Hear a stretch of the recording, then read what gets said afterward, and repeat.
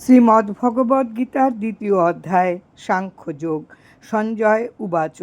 সঞ্জয় বলিলেন, অর্জুন উক্ত প্রকারে দয়ার্দ্র হইয়া শোক করিতে লাগিলেন। অশ্রুপূর্ণ হওয়ায় তার চক্ষুর্দ্বয় দর্শনে অসমর্থ হইল। তখন শ্রীকৃষ্ণ তাকে এই কথা বলিলেন। শ্রীকৃষ্ণ বলিলেন, হে অর্জুন, এই সংকটকালে আর্যগণের অযোগ্য স্বর্গগতির প্রতিবন্ধক ও অযশস্কর এই মোহ তোমাতে কোথা হইতে আসিল? হে অর্জুন, ক্লীব ভাব অর্থাৎ কাতরতা আশ্রয় করিও না। এইরূপ কাপুরুষতা তোমার শোভা পায় না। হে শত্রুতাপন, হৃদয়ের এই তুচ্ছ দুর্বলতা ত্যাগ করিয়া যুদ্ধার্থ উত্থিত হও।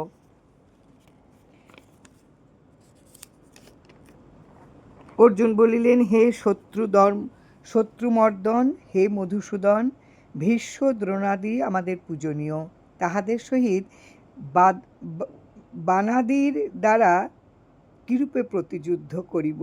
মহানুভব গুরুজন দিগকে বধ না করিয়া ইহজগতে ভিক্ষান্ন গ্রহণ করিলেও আমার কল্যাণ হইবে, কিন্তু তাহাদিগকে বধ করিলে ইহলোকেই শোণিত সত্য ধন সম্পদ ও কাম্য বস্তুরূপ ভোগ্য বিষয় সকল ভোগ করিতে হইবে।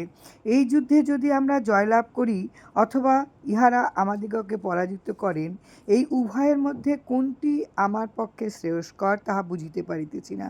যাহাদিগকে বধ করিয়া আমরা বাঁচিয়া থাকিতে ইচ্ছা করি না, সেই ধৃতরাষ্ট্র পক্ষীয়গণই আমাদের সম্মুখে উপস্থিত রহিয়াছেন। ইহাদিগকে বধ করিয়া কি প্রকারে জীবন ধারণ করিব? এইরূপ দীনতা দোষে আমার শৌর্য তেজাদিযুক্ত স্বভাব অভিভূত ও আমার চিত্ত স্বধর্ম বিষয়ে বিমূঢ় হইয়াছে। আমি আপনার নিকটে প্রার্থনা করিতেছি, আমার পক্ষে যাহা মঙ্গলকর যাহা নিশ্চয়পূর্বক বলুন। আমি আপনার শিষ্য, আমি আপনার শরণাগত, আমাকে উপদেশ দিন। পৃথিবীতে শত্রুশূন্য সমৃদ্ধ রাজ্য ও স্বর্গের আধিপত্য পাইলেও আমার ইন্দ্রিয়বর্গের সন্তাপক শোক নিবারণ করিতে পারে এমন কোনো উপায় দেখিতেছি না। সঞ্জয় বলিলেন, শত্রুতাপন জিতনিদ্র অর্জুন শ্রীকৃষ্ণকে এইরূপ বলিবার পর আমি যুদ্ধ করিব না বলিয়া নীরব হইলেন।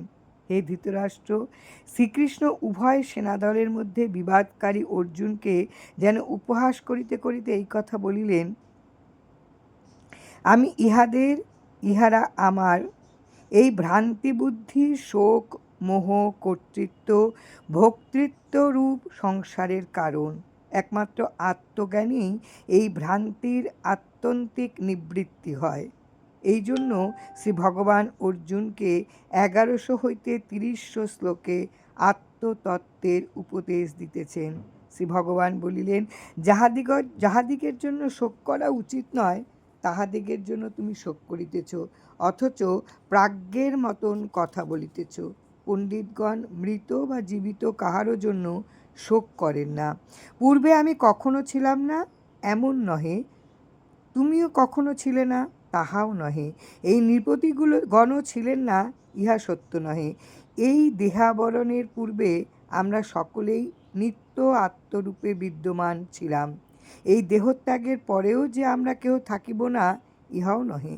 বর্তমানে দেহতত্ত্বেও আমরা নিত্য আত্মস্বরূপ বিদ্যমান আছি এবং দেহান্তে ভবিষ্যতেও নিত্য আত্মরূপে বিরাজমান থাকিব। যেমন দেহীর এই দেহে কৌমার যৌবন ও জরাক্রমে উপস্থিত হয়, তাহাতে দেহীর কোনো পরিবর্তন হয় না, সেইরূপ দেহান্তর প্রাপ্তিতে দেহী অবিকৃত থাকেন। মৃত্যু দৈহিক বিকার মাত্র। এই জন্য দেহান্তর প্রাপ্তি বিষয়ে জ্ঞানীগণ মোহগ্রস্ত হন না। হে কৌন্তেয়, ইন্দ্রিয়ের সহিত বিষয়ের সংযোগ হেতু শীত ও উষ্ণ সুখ ও দুঃখাদি দ্বন্দ্ব অনুভূত হয়, কিন্তু এই সকল দ্বন্দ্ব উৎপত্তি বিনাশশীল, অতএব অনিত্য। হে ভারত, হর্ষ ও বিষাদ শূন্য হইয়া অপ্রতিকারপূর্বক এই সকল সহ্য করো। কারণ হে পুরুষ শ্রেষ্ঠ, সুখে দুঃখে অবিচলিত যে জ্ঞানী ব্যক্তিকে শীতোষ্ণাদি দ্বন্দ্ব বিচলিত করতে পারে না, অর্থাৎ আত্মার নিত্যত্ব জ্ঞান হইতে বিরুত করতে পারে না, তিনি অমৃতত্ব লাভের প্রকৃত অধিকারী। প্রত্যক্ষাদি প্রমাণের গোচর হইলেও শীতোষ্ণাদি উৎপত্তি বিনাশশীল বলিয়া অসৎ, ইহাদের পারমার্থিক অস্তিত্ব নাই। কিন্তু আত্মার পারমার্থিক সত্তা আছে। অজ্ঞদের অবিজ্ঞাত হইলেও আত্মার কখনো অনিস্তত্ব হয় না। তত্ত্বদর্শীগণ সৎ ও অসৎ উভয়ের যথার্থ স্বরূপ উপলব্ধি করিয়াছেন। জয় রাম, জয় রাম, হরে কৃষ্ণ।